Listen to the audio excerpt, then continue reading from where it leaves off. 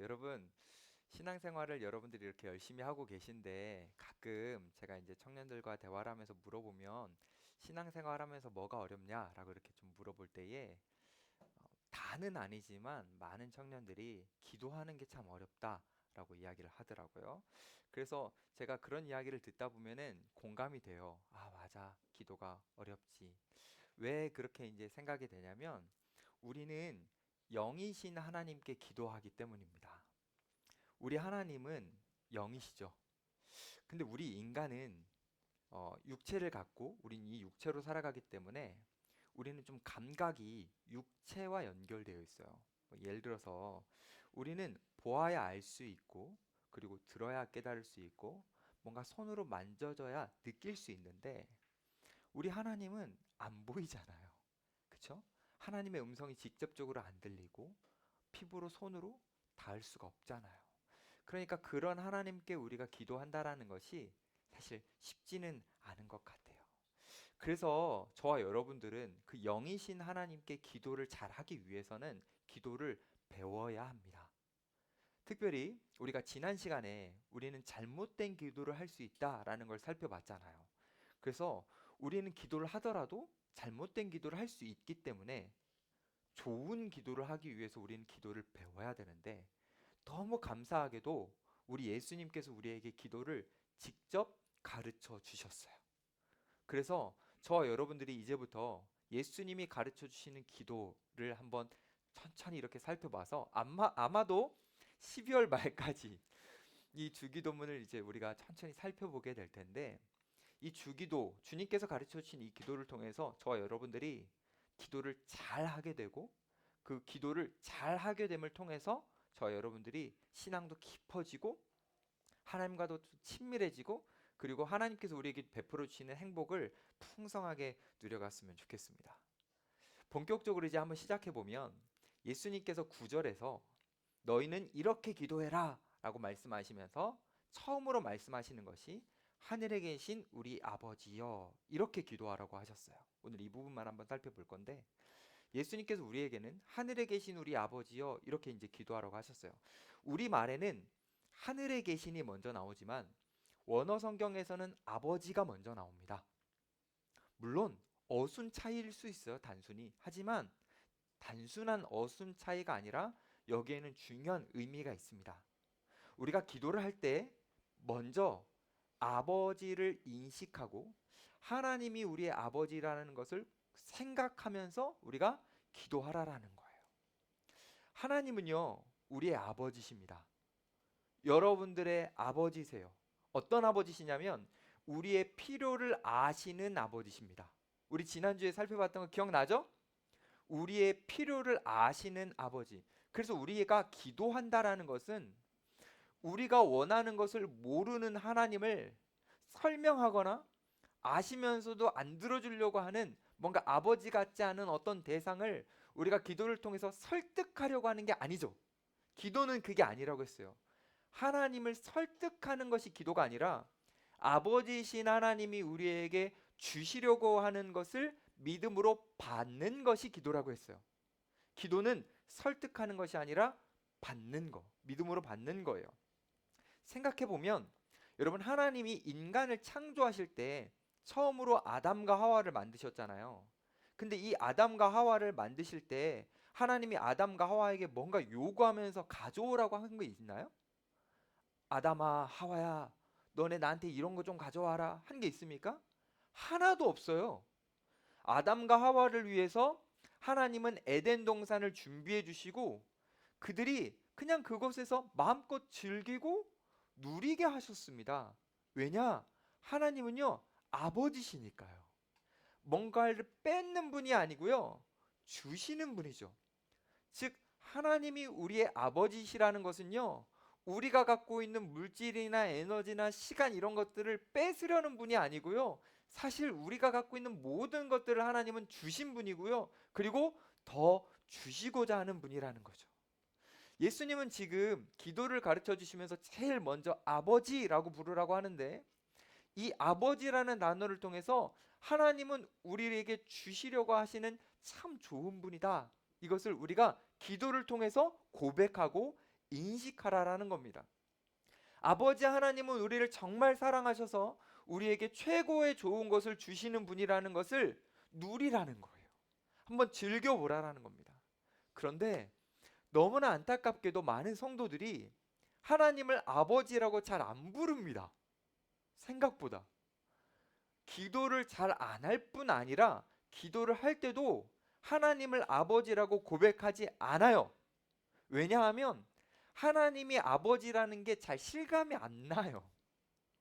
하나님이 아버지라는 게 잘 느껴지지 않아요. 왜 그럴까? 조금 더 이유를 깊게 들어가 보면 여러 가지 이유가 있겠지만 그 중에 하나는 이 하나님을 아버지라고 인식할 때 그 인식을 내 육신의 아버지를 투영하여서 하나님 아버지를 생각하기 때문이에요. 그래서 육신의 아버지가 좀 다정다감하고 따뜻하고 사랑 많은 분인 청년들은 하나님을 아버지라고 이렇게 그릴 때 어려움이 많지는 않아요. 근데 존경하기 어려운 아버지와 함께 살았던 청년들은 하나님을 아버지라고 이렇게 인식할 때 인식이 잘 안 돼요. 하나님을 아버지라고 생각하는 것 자체에 대한 어려움을 가져요. 왜냐, 우리 인간은 육신의 아버지를 투영하여 하나님 아버지를 그리기 때문이에요. 그래서 자신이 육신의 아버지와 조금 관계가 좋지 못하고 어색한 사람들은 하나님과의 아버지로서의 관계도 어색해요. 하나님을 아버지라고 잘 부르지 못합니다. 여러분들 중에 이제 곧 결혼하는 분들이 있는데 결혼을 하면 어떤 일이 일어나냐면 갑자기 시아버지나 장인 어른을 아버지라고 부르게 됩니다. 그분과 내가 친하지 않거든요. 근데 결혼을 했다라는 이유 하나만으로 갑자기 그렇게 불러야 돼요. 근데 안 친하니까 부를 때 어색합니다. 여러분 아직 그런 거 경험 안 해봤겠지만 결혼한 분들도 있죠. 갑자기 그걸 이렇게 부른다라는 게 되게 어색해요. 그래서 가족이긴 가족이거든요. 가족이 됐어요. 결혼하는 순간 불러야 되는 건 맞는데 입에서 떨어는 지는데 아버님 뭐가 할 수는 있는데 뭔가 어색해. 뭔가 이게 자연스럽지 않은 거예요. 근데요, 이것과 마찬가지로 우리도 하나님 아버지를 어색하게 대할 수 있어요. 우리가 예수님을 믿는 순간 그 예수님을 통해서 하나님이 우리의 아버지가 되셨다라는 거 우리 알아요.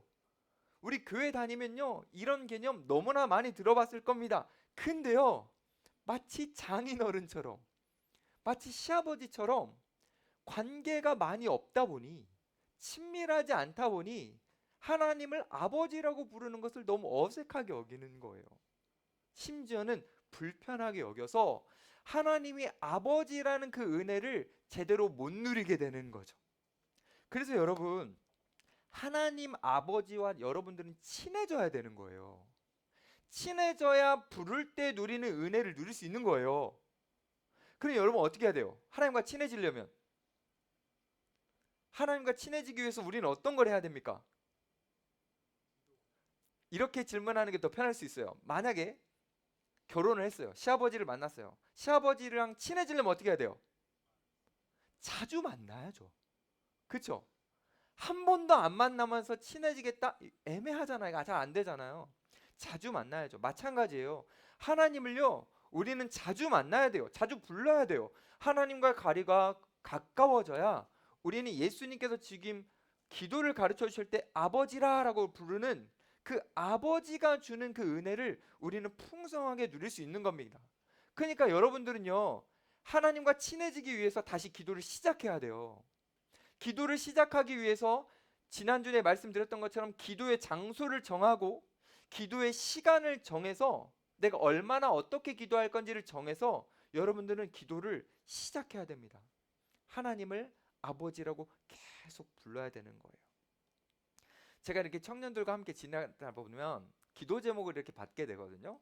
근데 그 기도 제목을 받는 것 중에 이런 기도 제목이 조금 뭔가 제 마음을 아프게 할 때가 있어요.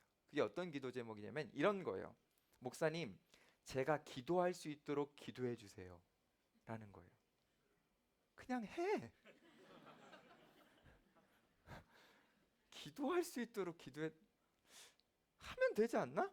근데 왜 이제 이건 좀 쪼크고 왜 이게 제 마음이 조금 그렇냐면 기도할 수 있도록 기도해 달라고 해서 제가 진짜로 하나님 여기 있는 이 청년이 기도할 수 있도록 해주세요라고 제가 기도했을 때 하나님이 기도할 수밖에 없는 환경을 만들어 줄까 봐 겁이 나요. 진짜로. 사람은 그 환경 가면 다 하거든요. 근데 저는 우리 청년들이 그런 환경을 경험하는 게 싫어요. 그러니까 여러분 어떻게 해야 돼요? 지금 그냥 해요. 그 환경까지 가서 하지 말고 기도 그냥 하세요. 기도는 우리의 의지를 가지고 결단을 통해서 우리가 하는 거예요. 우리가 하다 보면 우리의 기도를 기뻐하시는 성령께서 우리의 기도를 도와주시고 기도가 더 풍성하게 해주시는 거죠. 여러분들이 기도를 정말 결단해 가지고 하나님을 아버지라고 부르면서 여러분들이 정말 기도한다면 하나님이 그 기도를 기뻐 받아주십니다. 여러분들이 기도하는 순간 하나님은요 그 음성에 막 귀 기울여 주시고요, 여러분의 하나하나의 그 호흡까지도 하나님께서 주의 깊게 보시다가 하나님은 응답해 주십니다. 왜냐? 여러분들의 아버지니까요. 저는요 제 아이들이 방에서 아빠라고 부르면 가요. 답해 줍니다. 왜냐면요 제가 진짜 아빠니까요. 아빠라고 부를 땐 이유가 있을 거 아니에요? 저기 지금 저 부르네 또. 근데 부르면 이유가 있을 테니까 일단 가봐야죠. 가보고 들어주고 무슨 일이야 대화를 해야죠. 하나님도 마찬가지예요. 우리가 부르잖아요. 하나님은요 우리 육신의 아버지보다 훨씬 더 좋으신 분이셔서요 하나님은 반응해 주십니다. 하나님은 응답해 주세요. 그래서 어떻게 응답해 주시고 어떻게 반응해 주시냐면 여러분들이 구하고 생각하는 그 기도 그 모든 것보다 더 좋은 것으로 여러분들에게 응답해 주십니다. 이게 어떤 건지 한번 제가 한번 보여드릴게요. 여러분들이 하나님 앞에 하나님 이거 좀 주세요. 하나님 이것 좀 이렇게 해주세요 라고 기도하면 하나님 이렇게 하십니다. 안 돼. 여기까지 경험해 보셨죠? 여러분들이 이렇게 기도할 때 하나님은 안 돼. 근데 여러분 왜 안 된다고 하신 줄 아세요? 하나님이 인색하셔서 여러분들에게 조금 주시려고 안 돼 이렇게 하시는 게 아니에요. 하나님은요 아버지세요. 그래서요 기도를 더 하다 보면 안 돼 그 이상을 듣게 됩니다.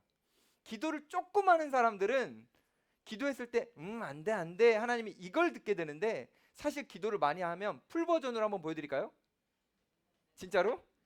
좋아요. 기도를 하면요 하나님 이렇게 하십니다. 안 돼. 너 그걸로 안 돼. 넌 더 많이 가져야 돼. 넌 더 많이 누려야 돼. 넌 그럴 수 있는 존재야. 하나님이 그렇게 주시는 분이에요. 근데 우리는 기도를 하다가 멈추기 때문에 안 돼. 여기에서 멈춰버리는 거예요. 우리 하나님 그런 하나님 아닙니다. 우리 하나님은요 어떤 분이시라고요? 아버지예요. 우리가 구하고 생각하는 그 모든 것보다 더 많이 주시는, 더 좋은 것으로 주시는 분, 바로 하나님이 이런 분이라는 거죠. 바울은요 하나님이 이런 분이라는 걸 알았어요.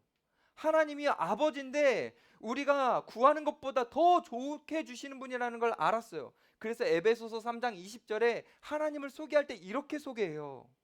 하나님은 우리가 구하거나 생각하는 것보다 더 넘치도록 주시는 분, 그렇게 하나님을 소개합니다. 여러분 바울이 이것을 느꼈거든요. 근데요 우리도 느낄 수 있어요. 우리가 기도하면 느낄 수 있어요. 하나님이 정말 우리에게 넘치도록 주시는 분이라는 걸, 우리에게 필요한 그 모든 것을 채워주시는 아버지라는 걸 우리는 기도하면 느낄 수 있습니다. 근데요 이와 다르게 기도를 안 하잖아요. 그러면요 완전히 반대로 느낍니다. 기도를 안 하는 사람들은 어떻게 느끼냐면 하나님은 내가 원하는 것보다 항상 조금 주시는 분, 이렇게 느껴요. 솔직히 여러분 그렇게 느껴본 적 있죠? 내가 원하는 건 안 주시고 맨날 내가 원하는 것까지는 안 주고 그래도 조금 주시는 분. 기도를 안 하는 사람들은요 이렇게 완전히 반대로 느껴요. 기도를 하면 내가 생각하는 것보다 더 주시는 분으로 느끼고 극단적이 돼요. 왜 이렇게 되는 줄 아세요? 감각이 달라져서 그래요. 기도를 하면요, 우리의 감각 중에서 하나님을 향한 감각이 살아납니다. 그래서요, 기도를 하다 보면 하나님이 더 느껴져요. 하나님이 느껴지다 보니까 와, 하나님이 나에게 이것도 주셨고, 나에게 이것도 베풀어 주셨고, 나 이거 생각도 못했는데 하나님 나 이것도 채워주셨네 라고 하면서 그 하나님에 대한 감각이 더 커지고 하나님이 나에게 베풀어 주신 것들이 느껴지다 보니까 어떻게 되냐면 행복해져요. 근데요, 기도를 안 하는 사람들은요, 하나님에 대한 감각이 예민해지는 것이 아니라 세상에 대한 감각이 더 예민해져요. 그래서 그 세상에 대한 예민한 감각들이요, 나는 저 사람보다 이게 부족하네, 나는 저 사람보다 이게 더 모자라네 라는 걸 생각하게 되면서 하나님은 내가 원하는 것보다 더 조금 주시는 분, 이렇게 느끼고 불행해집니다. 그러니 이 기도가 얼마나 중요한 거냐면 내 감각을 깨우기 때문에 이 기도를 통해서 내가 행복해질 수도 있지만 기도를 안 하면 내가 불행해질 수도 있는 거예요. 기도가 이 큰 차이를 만드는 거예요. 기도하는 사람은 하나님을 정말 아버지로 느끼게 되면서 진짜 만족과 행복을 누려가게 되는 겁니다. 기도하는 사람은요. 여러분, 아까 제가 바울이 하나님은 구하는 것보다 더 좋은 것을 주시는 분이라고 소개했다고 했잖아요. 바울이 어떤 사람인지 아십니까, 여러분? 바울이 어떻게 살았는지 여러분 아십니까? 세상적인 시각으로 볼 때 바울은 이 고백을 절대 할 수 없는 사람이에요. 왜냐? 바울은 너무 가진 게 없었어요. 바울은 가난했습니다. 그래서 바울은 풍족하게 살지 못했어요. 바울은요, 감옥에 갇혔을 때에 외투 한 벌이 없어서 너무 춥고 덜덜덜덜 떨리니까 편지로 뭐라고 하는 줄 알아요? 나 외투 한 벌만 갖다 줘요. 바울은요, 그냥 가난하게만 했던 게 아니에요. 바울은요, 건강도 안 좋았어요. 바울은요, 몸이 아주 건강하지 않았습니다. 왜 바울이 건강하지 않았냐면요, 바울이 하나님을 위해 전도 여행을 하는데 그 전도 여행 속에서 너무나 많은 고난들을 만나가지고 바울은 몸이 너무 안 좋았어요. 어떤 고난을 만나냐면요, 바울의 고백 중에 이런 고백이 있어요. 나는 매를 맞았는데 39번 맞는 매를 5번이나 맞았다라고 해요. 39번 더하기 5가 아니고요, 39번 곱하기 5예요. 근데 이 39번 때리는 그 매는요, 여러분들이 어렸을 때 맞아봤을 이런 회초리가 아닙니다. 성인 남자가요, 이렇게 드는 매예요. 이렇게 들어가지고요, 사람을 때리는 매입니다. 이 매는 한 번만 맞아도 뼈가 부러질 수 있는 매예요. 그래서 너무 많이 맞으면 죽을 수 있기 때문에 한 번에 여러 번 많이 때리진 못합니다. 잘못 맞으면 진짜 뼈가 으스러집니다. 그 엄청난 강도의 매를 바울은 39번 곱하기 5 맞았어요. 이뿐만이 아니에요. 바울이 뭐라고 고백하냐면 나는 태장을 3번 맞았다고 해요. 태장은요, 넓적한 매예요. 이 넓적한 매는 옛날에 우리 시대로 말하면 곤장과 같아서요, 딱 맞으면 살이 막 터집니다. 이뿐만이 아니에요. 매만 맞은 게 아니라요, 바울은요, 돌에도 맞았어요. 루스드라에서 바울이 돌에 맞았을 때요, 너무 심각하게 돌에 맞아서요, 사람들은 바울을 보고 죽었다고 생각했어요. 그래서 시체라고 생각해서 바울의 몸을 끌고 가가지고 밖에 던져버렸습니다. 죽었다고 생각해가지고요. 학자들이 그것을 어떻게 생각하고 있냐면요, 그때 바울이 돌에 맞을 때 돌을 머리에도 맞았다라고 학자들은 추측해요. 머리에도 맞아가지고요, 그때 바울에게 간질이 생겼다라고 추측합니다. 지금 현대 용어로요, 뇌병변. 바울은요, 그 끔찍한 병을요, 일평생 갖고 살았습니다. 그 고통스러운 몸을요, 갖고요, 고난 속에서요, 아픔을 겪으면서 그렇게 살이 터지는 그런 끔찍한 상황 속에서요, 계속해서 바울은 살아갑니다. 그러니까 다시 말해서 바울은요, 너무 처참하게 살았어요. 우리가 상상하지 못할 만큼 바울은 너무너무 불쌍하게 살았어요. 근데 그 바울이 고백하는 거예요. 하나님은 내가 구하는 것보다 더 좋은 것을 주시는 분이라고요. 바울이 그 고백을 거짓으로 하는 게 아니라 진실되게 하는 거예요. 그럼 바울은 어떻게 이렇게 고백할 수 있는 거죠? 아니, 우리가 세상적인 시각으로 보면 아무것도 갖지 못한 사람인데 어떻게 이렇게 고백할 수 있냐라는 거죠. 왜 이렇게 바울이 고백할 수 있었냐면, 진짜 이유는 뭐냐면 바울은 진짜 그렇게 생각했어요. 하나님은 나에게 정말 좋은 것으로 주셨다. 내가 구하는 것보다 더 주셨다. 바울 한번 생각해 봅시다. 바울은요, 원래 어떤 사람이었습니까? 바울이 되기 전 사울은 교회를 핍박하던 사람이죠. 교인들을 잡아다가 옥에 가두던 그런 사람이었죠. 자, 그럼 여러분, 바울이 왜 그랬죠? 왜 교회를 핍박했죠? 왜 사람들을 잡아다 감옥에 가뒀죠? 이유가 뭡니까? 이유가 뭐예요, 여러분? 바울은요, 기도했어요. 뭘 기도했냐면, 하나님, 제가 하나님께 기쁨 되기를 원합니다. 기도했어요. 그리고 바울의 생각의 수준에서는요, 그렇게 교인들을 잡아다 가두는 것이 하나님께 기쁨이 된다고 생각해서요, 기도하고 최선을 다해서 했던 거예요. 바울이 뭘 구했다고요? 하나님께 기쁨 되기 원합니다. 어떤 수준에서요? 자기 수준에서요. 근데 하나님이 어떻게 하셨죠? 하나님은요, 진짜 바울이 기도했던 것보다 더 응답해 주셨습니다. 하나님은요, 바울이 하나님의 기쁨이 되게 해주셨어요. 근데 놀라운 건 바울의 수준에서가 아니라 하나님의 수준에서요. 하나님의 수준에서 바울은 기쁨이 되는 존재가 된 거예요. 바울이 구했던 것보다 훨씬 더 좋은 것으로 주신 분이죠. 하나님이. 특별히 바울은요, 감히 상상할 수 없었어요. 유대인으로서. 아니, 어떻게 하나님을 아버지라고 부를 수 있어? 이거는 안 되지. 상상할 수 없었는데요, 바울이 고백하잖아요. 하나님을 아버지라고. 이 감격, 내가 구하는 것보다 더 좋은 것으로 주시는 그 하나님 아버지를 바울이 만났기 때문에 바울은요, 고백하는 거예요. 바울은요, 이 영광을 알았어요. 진짜 하나님을 아버지라고 부르는 게 얼마나 영광스러운 건지, 이게 얼마나 대단한 일인지, 이게 얼마나 기쁜 일인지, 이게 얼마나 소중한 건지 바울은 그걸 알았던 거죠. 여러분 아십니까? 여러분들이 하나님을 아버지라고 부를 수 있는 게 얼마나 영광스러운 건지. 그냥 지금 마음대로 부를 수 있으니까 아무것도 아닌 것 같지만 이게 얼마나 영광스러운 건지 여러분 아십니까? 예를 한번 들어보죠. 구약을 보면 이스라엘 백성들이 감격에 찬 순간이 있어요. 그때가 언제냐면 출애굽했을 때 하나님이 죄에서 그리고 노예에서 뭔가 구원해 주신 그 구원의 사건을 경험하고 이스라엘 백성들이 하나님 앞에 막 기뻐합니다. 막 춤도 춥니다. 감격합니다. 하나님을 향해서 막 고백합니다. 하나님 너무 좋으신 분, 이렇게 고백해요. 근데요, 이스라엘 백성들은요, 그 하나님이 너무 좋으시지만요, 그 하나님 앞에 잘해야 된다는 부담이 있었어요. 왜냐면요, 하나님의 백성이 됐긴 됐는데 잘 못하면 하나님의 백성에서 이탈할 것 같았어요. 하나님이 주신 율법이라는 어떤 기준이 있는데 그들이 이 기준에 도달하지 않으면 하나님으로부터 사랑 못 받을 것 같은 불안이 있었어요.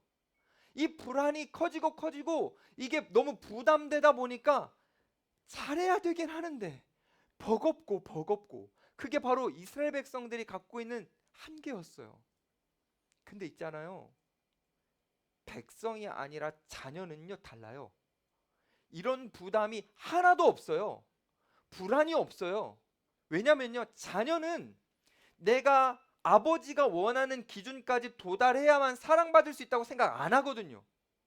자녀는 내가 어떤 도달하고 싶은 수준까지 도달하지 못해도 내 존재 자체로 아버지에게 사랑받을 수 있다는 걸 알거든요. 그게 바로 자녀예요. 내가 어떻게 해야만 사랑받을 수 있는 것이 아니라 그냥 나의 존재 자체를 하나님 아버지가 사랑해 주신다. 이 부담에서 벗어난다. 이 압박에서 벗어난다. 이 불안에서 벗어난다. 이게 얼마나 소중한 건데요. 이스라엘 백성들은 그것을 못 누렸지만, 그래서 불안을 갖고 살아갔지만, 이제 하나님을 아버지라고 부를 수 있는 우리 하나님의 백성들, 그 하나님의 자녀들은 불안이 없거든요. 그냥 기쁨, 평안, 만족. 그것을 누릴 수 있잖아요. 그러니까 우리가 하나님을 아버지라고 부를 수 있는 것은 너무너무너무너무 큰 축복인 거죠. 조금만 더 예를 들어볼게요. 저는요, 여러분들 아시다시피 목회자의 자녀로 자라났어요. 여러분들 친구 중에 목회자 자녀 있어요? 아, 없어요? 저랑 친구 합시다 그러면.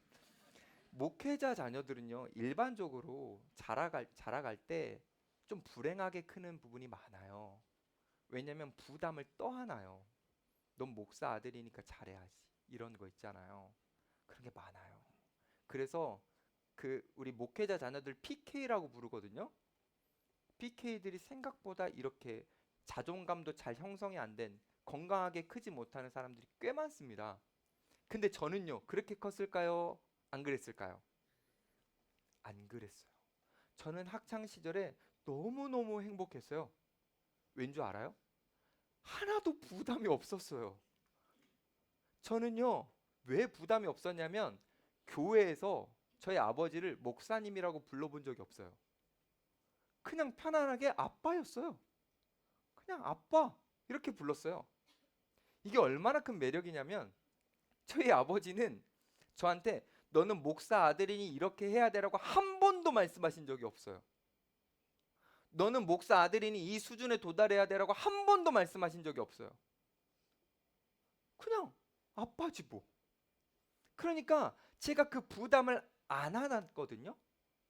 저는 아버지가 저한테 어떤 요구를 하시는 게 아니라 저를 그냥 아들로 인정해 주시고 제 존재 자체로 사랑해 주셨기 때문에 저는 그냥 편안하게 아빠 이렇게 부르는 거예요. 뭐 예를 들어서 제가 이런 거 말하면 좀 그런데 찢어진 청바지를 막 헤어진 거 입고 학창 시절에 교회를 딱 가면 장로님이 안타까운 눈으로 지우라 착한 일로 와봐 이렇게 해서 막 말씀하시거든요. 그러면 네 하고 아빠 이러고 가서 아빠 이거 뭐라 하셨어? 괜찮아. 너 하고 싶은 대로 해. 너무 편안한 거예요. 그 부담감, 그 압박, 불안 이런 게 하나도 없다 보니까 제가 그냥 목회자이지만 그 교회 목사이지만 저는 목사라고 부르지 않고 아빠라고 부르니까 너무 행복하게 컸던 것 같아요. 근데 여러분 목사도 그렇지만요. 하나님은요. 우리는 그 하나님을 이렇게 부릅니다. 나의 왕, 창조주. 오케이, 좋아요. 여러분들이 그렇게 부르십시오. 근데요, 아버지라고도 부를 수 있어야 돼요.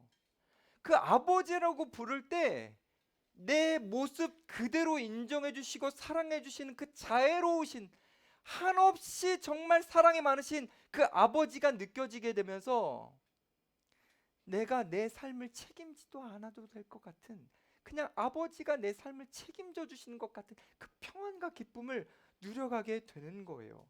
내가 잘해야 한다는 그 부담에서 사라지고요. 그냥 내 존재 자체를 하나님이 인정해 주시니까 너무너무 감격스럽고 사람들처럼 이 세상에서 경쟁해서 높이 올라가려고 아동바동 살지 않고 주님과 함께 동행하면서 기쁨으로 살아가는 거예요. 이거를 진짜 누리고 아는 사람은요, 가장 큰 행복이 뭐냐면 하나님을 아버지라고 부르는 거예요. 아버지, 심지어는 아빠.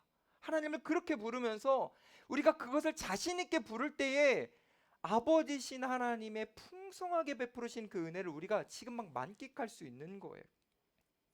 제가 오늘 여러분들에게 아버지라고 부를 때 누릴 수 있는 은혜 두 가지 정도를 나눠보려고 해요.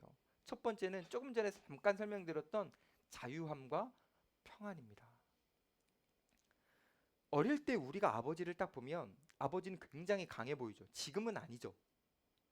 어릴 때 봤을 때 아버지는 나의 목마도 태워주고 그리고 나를 번쩍 들어 올려주기도 하고 어릴 때 아버지는 내가 필요한 것을 다 채워주고 뭔가 아빠라는 그 존재 옆에 있으면 든든하고 내 삶을 책임져 주는 것 같아서 마음이 평안한 그 평안, 그 기쁨.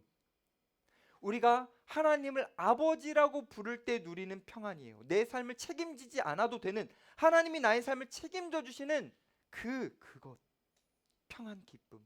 이게 바로 첫 번째 은혜고요.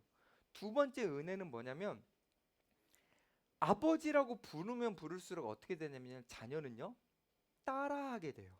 아버지를. 따라하게 되면 어떻게 되냐면 닮아가게 됩니다. 그래서 내가 하나님을 닮아간다라는 것이 내 안에 느껴지면요, 이게 너무 기쁜 거예요. 진짜 너무너무 기쁜 거예요. 왜냐면요, 이 하나님이라는 존재는 우리가 사실 닮을 수 없는 너무 영광스러운 존재잖아요. 그분을 우리가 닮아간다라는 걸 느낄 때 우리는 엄청나게 행복한 거죠. 여러분 생각해 볼까요? 하나님이 계신데 여러분들이 하나님을 닮을 수 있습니까? 물론 우리가 하나님의 형상과 모양대로 창조되었지만 우리가 죄로 인해 일그러졌어요. 여러분들이 그 창조주이시고 무한하시고 전지전능하신 그 하나님을 우리가 닮아갈 수 있습니까? 이게 이성적으로는 안 돼요. 하나님은 우리와 완전히 구별된 분, 완전히 다른 분이기 때문이죠. 그래서 예수님은요, 이거를 우리가 알기를 바라셨어요. 그래서 주기도문에 보면 아버지라고도 고백해야 되지만 그 아버지를 앞에 수식어를 붙이세요. 하늘에 계신. 그러니까 하나님은 하늘에 계신 분, 우리와 완전히 다른 분, 우리가 닮아가려고 노력해도 원래는 닮을 수 없는 초월적인 분, 그것을 우리가 인식하라고 하시는 거죠. 여러분 퀴즈를 한번 내볼게요. 하늘에 계신이라는 이 단어에 나오는 하늘은 어딜까요? 어떤 하늘이죠? 이 하늘이? 그냥 이 창공 어딘가 우리가 하늘을 바라보는 이 하늘입니까? 아니면 우주 안의 한 공간입니까? 그런 개념이 아니에요. 이 하늘은. 하나님은요, 공간에 매이는 분이 아니거든요. 그래서 하나님이 계신다고 하는 이 하늘은 이 공간을 초월한, 영적인 해석을 했을 때 그냥 초월의 영역. 그래서 이거를 우리로 다시 한번 적용해 보면 하나님이 하늘에 계신다라는 것은 만물을 초월해 계시는 하나님, 만물을 다스리시는 하나님이라고 우리의 아버지를 고백하는 거예요. 왜 이 고백이 여러분과 저에게 중요하냐면 우리는 세상을 살아갈 때 거대함 앞에 주눅들 때가 많기 때문이에요. 여러분들도 이렇게 살아가다 보면 여러분의 직장 상사나 아니면 여러분들보다 훨씬 더 많은 힘과 권력을 가진 사람 앞에 때로는 주눅들 때가 있어요. 안 그런 표정을 하고 있는 것 같은데 아브라함도 주눅 들었어요. 아브라함이요, 애굽을 가거든요. 애굽을 갔는데 딱 봤는데 뭐가 있었냐면 그때 당시에 피라미드가 있었어요. 피라미드를 보고 아브라함이 놀라는 거예요. 야, 이렇게 큰 문명이 있다고? 그래서 아브라함이 애국 가서 어떻게 하는 줄 아세요? 실수해버려요. 하나님의 백성이라면 하면 안 될 그것을 아브라함이 해버립니다. 왜냐하면 그 크기 앞에 주눅 들어버렸기 때문이에요. 아브라함만 그런 게 아니라 저와 여러분들도 그럽니다. 삶을 살아가면서 어떤 세상의 강력한 힘 앞에 우리는 주눅 들고 우리도 아브라함처럼 실수할 수 있어요. 그래서 하나님은 실수한 아브라함에게 뭐라고 말씀하신 줄 아세요? 하늘을 봐라 라고 하시는 거예요. 그것을 이렇게 바꿔서 말씀하셨어요. 너 별을 봐라. 너가 한번 세봐라. 이 하늘을 봐라. 저 피라미드보다 더 큰 하늘을 너가 주목해라. 인식해라. 그 문제보다 크신, 이 세상의 강력한 힘보다 더 크신 하나님을 우리가 주목하고 그 하나님을 우리가 인식할 때만 세상의 강력함이라는 거 앞에 우리가 주눅들지 않게 되기 때문이에요. 하나님은 그래서 우리에게 이렇게 기도하라고 하시는 거예요. 아버지, 그 아버지는 하늘에 계신 분입니다. 이 만물을 초월하시는 분입니다. 만물보다 더 크신 분입니다. 그분이 나의 아버지입니다. 이렇게 우리가 고백할 때에, 우리가 날마다 이것을 부를 때에 우리는 이 땅에 주눅들지 않고 멋진 하나님의 자녀로 살아갈 수 있기 때문인 거죠. 그러니 여러분, 예수님이 지금 가르쳐 주시는 이 주기도 안에 절대 잊지 말아야 될 한 문장, 하늘에 계신 아버지. 이건 우리의 인식 속에 절대 잊어버리면 안 되고 여러분들의 기도 속에 절대 빠뜨려서는 안 될 하늘에 계신 아버지 잊지 마시고 여러분들이 날마다 부르셔서 그 하늘에 계신 아버지가 주시는 그 은혜를 여러분 모두가 풍성하게 누렸으면 좋겠습니다. 여러분 이제 시소 게임을 한번 해보죠. 저를 이제 다 한번 쳐다봐 주세요. 하늘에 계신 아버지, 두 가지를 예수님이 강조하셨는데 뭐가 더 중요한 것 같아요, 여러분? 저는 지금 아버지를 오래 설명하고 하늘에 계시는 조금 설명했으니까 뭔가 힌트적으로 아버지가 더 무겁게 느껴지고 좀 그런 거 있죠? 근데 그렇지 않아요. 어느 하나가 더 무거운 게 아닙니다. 둘은 동등하게 너무나 중요합니다. 왜 그런지 이제부터 설명을 드릴게요. 우리가 하나님을 아버지라고 고백할 때 그 아버지는 우리에게 친밀함을 줍니다. 이 아버지라는 표현은. 근데요, 우리가 하늘에 계신이라고 표현할 때 이 하늘에 계신이라는 표현은 우리에게 경외함을 줍니다. 친밀함과 경외함을 주는 거예요. 근데요, 요게 시소 게임을 하다가 한쪽이 너무 이렇게 길면 절대 안 돼요. 왜 안 되냐면 만약에 내가 아버지만 너무 집중해요. 호칭을 할 때 하나님 부를 때 아버지만 너무 집중하면 하나님과 친밀해지는데 우리의 삶과 우리 언어가 경망스러워질 수 있어요. 반대로 우리가 하늘에 계신이라는 그 크신 하나님만 생각하다 보면 우리가 그 두려움에 압도되어서 아버지로부터 주어지는 은혜를 우리가 못 누릴 수도 있습니다. 그러니까 이 두 가지는 우리가 같이 가야 되는 거예요. 함께 누려야 되는 거예요. 근데 생각보다 많은 이들이 여기에 중심을 잡지 못하고 한쪽으로 쏠려 버려요. 우리는요, 이 두 가지 표현을요, 절대 잊지 말고 중심을 이 두 가지에서 잘 잡아야 돼요. 조금만 더 부연 설명해 볼게요. 여러분들이 표정이 아주 좋아요. 이렇게 한번 설명해 보죠. 우리가 하나님을 아버지로만 여겨서 그 친밀함에 치우친 사람들은요, 경망스럽게 행동하는데 하나님을 너무 작게 여깁니다. 그래서요, 마치 하나님을 인간처럼 대해버려요. 쉽게 말하고 쉽게 표현하고 쉽게 진짜 막 행동합니다. 이런 사람들의 특징이 뭐냐면요, 하나님을 크게 여기지 않기 때문에 내가 어떤 큰 문제를 만났을 때 이 문제를 하나님 앞에 해결해 달라고 요청하지 않고요, 그 문제 앞에서 내 감정을 해결해 달라고 요청합니다. 하나님은 이 문제를 해결하실 수 있는 하늘에 계신 분인데 이걸 놓쳐버려요. 그래서 그냥 내 감정 정도를 위로해 주시는 하나님으로 그냥 그렇게 대해버립니다. 특히 아버지 하나님이라고 해서 이 친밀함만 강조된, 그래서 하나님이 크심을 좀 누리지 못하는 사람들은요, 어떤 특징도 또 있냐면 기도가 깊지 않아요. 여러분 지금 혹시 뜨끔하면 안 되는데 성도들 중에 이런 사람들이 있어요. 기도 문장이 20개 정도 장착된 사람이 있어요. 그래서 내가 기도를 딱 시작하면 10개에서 20개 정도를 발사해요. 뿅뿅뿅. 20개 정도 딱 하고 할 말이 없어. 하나님 오늘 저도 다 됐습니다. 이러고서 기도를 멈춰요. 왠 줄 알아요? 하나님을 크게 여기지 못해서 그래요. 하나님을 크게 여기면요, 기도 그렇게 끝나지 않아요. 우리 기도가 더 넓어지고 기도가 더 깊어집니다.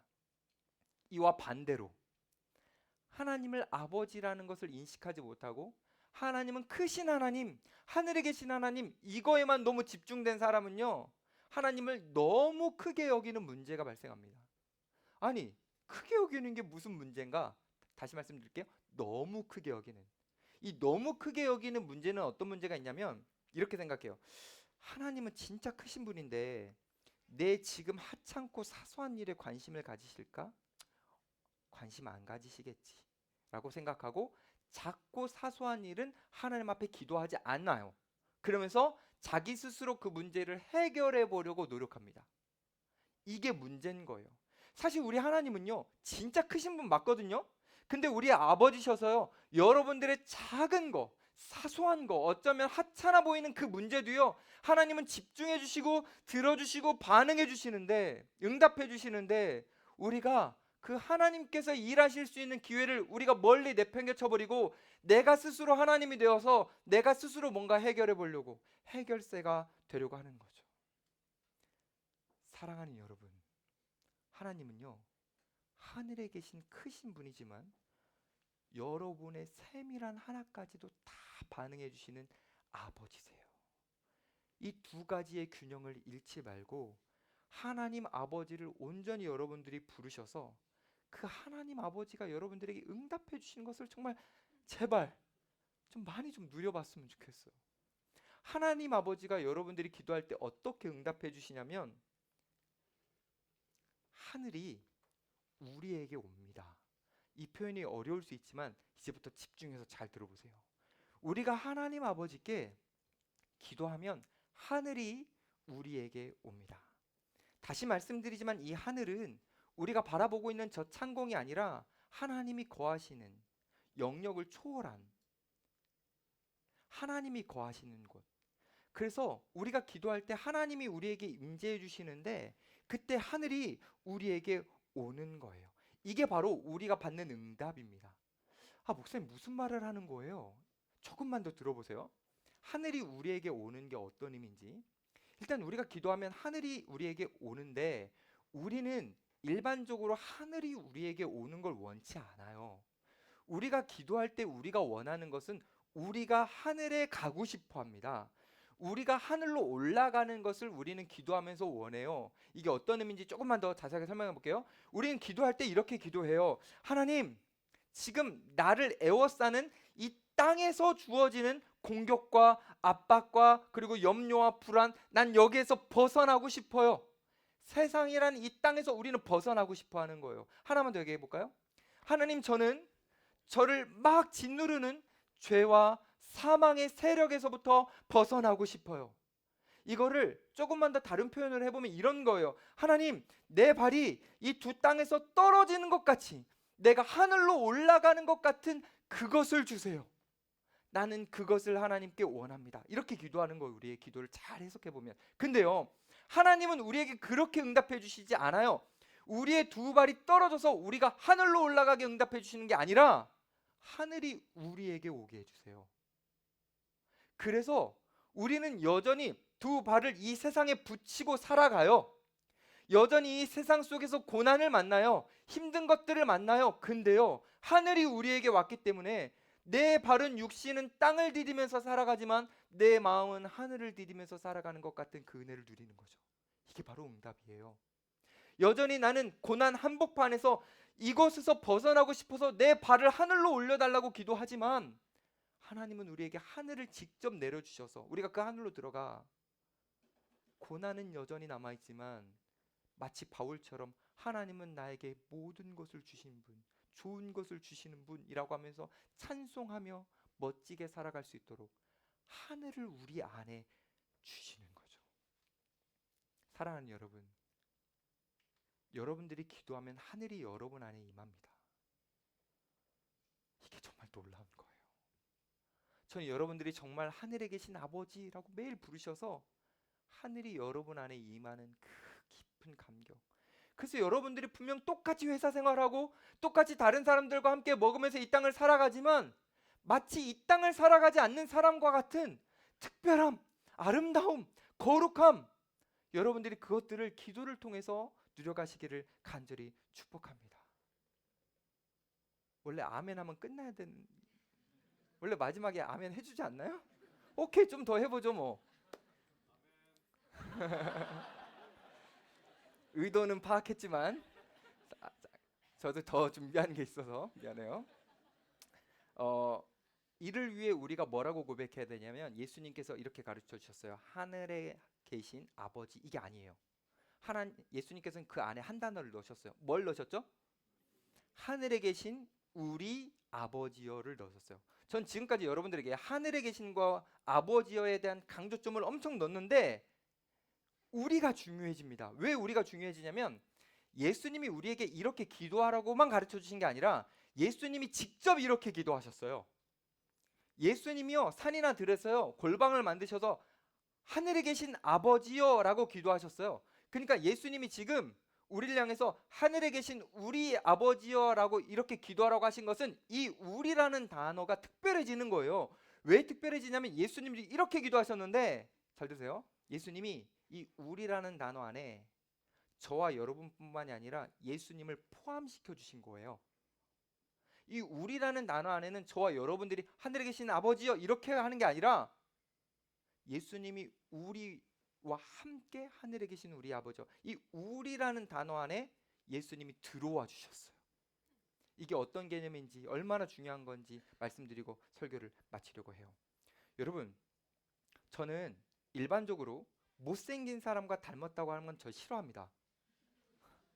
저는 도덕적으로 진짜 성품이 안 좋은 사람과 제 성품이 닮았다고 하면 싫어합니다. 안 그렇다고? 여러분 아니라고? 저만 그렇다고? 다 그래요. 다 그래요.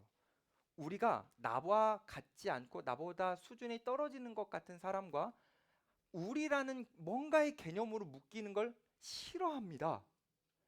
근데 예수님은요, 우리와 차원이 다른 분이거든요. 근데 그분이 저와 여러분들을 우리라는 한 묶음 안에 묶어 주셨어요. 이건 진짜 놀라운 거거든요, 여러분. 예수님이요, 저와 여러분을 우리라는 것으로 포함시켜 주셨다? 와, 덥네. 이게 어떤 의미냐면요, 여러분. 예수님을 한번 생각해 봅시다. 여러분, 예수님이 어떤 분이죠? 예수님은요, 창조주 성부 하나님이 이 만물을 창조하실 때 예수님과 함께 창조하셨어요. 예수님도 창조주이십니다.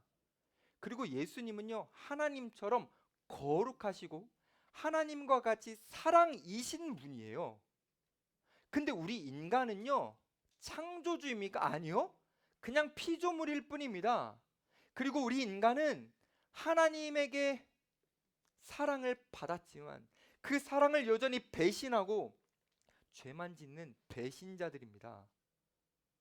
근데 이 배신자, 아무것도 아닌 우리 저와 여러분 같은 피조물을, 죄만 짓는 저와 여러분 같은 존재를 예수님이 그 거룩하신 분이 우리라는 것으로 묶어 주신 거예요. 이게 그냥 묶이는 게 아니라서 예수님이 저와 여러분들을 예수님과 하나로 묶어 주시기 위해서 이 땅에 오셨어요. 예수님이 이 땅에 오실 때는 정말 그 비참함과 낮아지심, 우리가 상상할 수 없지만 신이 인간이 되는 그 낮아지심을 예수님이 선택하셔서 이 땅에 오셨고, 예수님은 저와 여러분들이 겪어야 할 그 죄로 인한 결과의 비참함을 예수님은 직접 다 경험하셨습니다. 심지어는요, 저와 여러분들이 그 죄로 인해서 받아야 될 그 진노와 저주를 예수님이 다 담당하셔서 예수님이 받아주셨기 때문에, 그 예수님의 그 은혜가 있었기 때문에 저와 여러분들이 예수님과 우리라는 것으로 묶일 수 있었던 거예요. 조금만 더 설명해 볼게요. 예수님이 우리를, 저와 여러분들을 우리로 엮여 주실 때에 이런 개념입니다. 예수님이라는 거룩한 분이 있는데 저와 여러분들이 더러운 존재로서 묶어는 주시는데 차원이 다르게 그냥 두시면서, 그래 너와 우리는 다르지라는 개념으로 그냥 묶어만 주신 게 아니라요, 예수님은 우리가 하나님의 자녀가 될 수 없는 자격 없음을 예수님이 십자가에서 우리 것을 가져가시고, 예수님이 하나님의 아들이라는 그 자녀됨의 자격을 십자가에서 우리에게 전달해 주셔서 우리는 죄인이라는 신분을 가지고 예수님이라는 그 영광스러운 분과 우리라고 묶이는 것이 아니라, 우리는 죄인이 아닌 의인이라는 신분을 가지고 예수님과 닮은 존재라는 그 신분을 가지고 영광스럽게 예수님과 묶인 거예요. 이게 바로 우리입니다. 하늘에 계신 우리 아버지와 할 때 이 우리는요, 예수님이 저와 여러분들을 위해서 십자가에서 피를 다 쏟으시고 물을 다 쏟으셔서 하늘이 이 안에 들어올 수 없는 존재인데 하늘이 우리 안에 들어올 수 있도록 해주신 그 은혜를 인식하게 만드는 단어인 거예요. 우리. 그래서 여러분, 이걸 진짜 아는 사람은요, 어떻게 살아가냐면, 하늘에 계신 우리 아버지요, 이 고백이요, 그냥 내가 어떤 기도를 단순히 시작할 때 부르는 첫 번째 문구가 아니에요. 이 하늘에 계신 우리 아버지라는 이 단어는요, 멈췄던 메말랐던 내 몸과 마음이 다시 뜨거워지면서 눈물이 왈칵 나게 하는 문장이고요. 우리는 세상 앞에 무릎 꿇지 않을 수 있는 존재이지만 그 영광스럽고 너무너무 좋으신 하나님 앞에 무릎 꿇을 수 있게 하는 단어 문장이에요. 특별히 이 하늘에 계신 우리 아버지여라는 이 한 문장은 너무 세상 사는 게 버거워서 영적으로 이제 심장이 멈춰버리고 죽은 것과 같이 살아가고 있는 우리들이 이 한 문장을 통해 다시 영적으로 심장이 뛰게 하는 정말 감격스럽고 놀라운 단어예요. 이 한 문장을 우리가 진정으로 고백하면 우리는 정말 심장이 뛰게 되면서 눈물이 주르륵 날 수밖에 없어요. 너무 영광스러운 한 문장이기 때문이에요. 세상이 절대 줄 수 없는, 내가 절대로 만들어낼 수 없는 한 문장. 하늘에 계신 우리 아버지요. 사랑하는 여러분, 기도하십시오. 예수님이 가르쳐 주신 이 한 문장으로 날마다 기도하십시오. 그래서 저는 여러분들이 눈물이 안 말랐으면 좋겠고 심장이 다시 뛰셨으면 좋겠습니다. 여러분들이 이 한 문장으로 날마다 기도하셔서 제발 이 땅 가운데 매여 살지 말고 땅을 밟으며 살아가지만 하늘을 디디며 살아가는 것 같은 그 그리스도인다운 삶을 좀 살아가셨으면 좋겠습니다. 마지막으로 한 가지만 부탁할게요. 여러분, 진짜 부르십시오. 여기에 여러분들의 온 마음과 정성을 다 실어서 부르십시오. 하늘에 계신 우리 아버지요, 하늘에 계신 나의 하나님, 나의 아버지 하나님. 여러분들이 정말 이렇게 부르셔서 이전과는 삶이 달라졌으면 좋겠고, 바울이 고백한 것처럼 하나님은 내가 구하는 것보다 훨씬 더 좋은 것으로 주시는 나의 아버지입니다 라는 이 간증이 여러분의 일생에 이어졌으면 좋겠습니다.